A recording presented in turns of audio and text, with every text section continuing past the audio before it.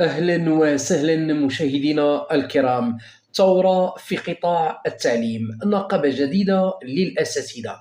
أساتذة التعليم الثانوي التأهيلي يؤسسون نقابة جديدة للدفاع عن مصالحهم.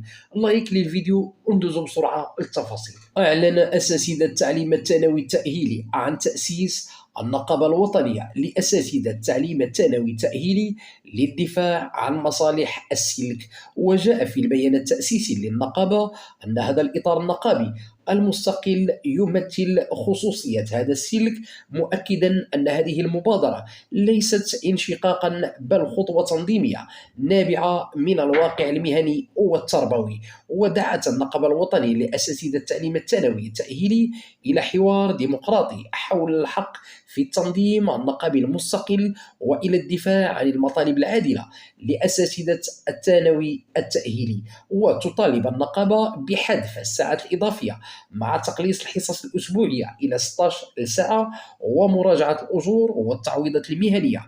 كما يطالب أساتذة التعليم الثانوي التأهيلي بتنفيذ اتفاق 26 أبريل 2011 وإلغاء المادة 81 من النظام الأساسي الجديد، إلى جانب ضمان العدالة المهنية والإنصاف في الترقية والتكليف.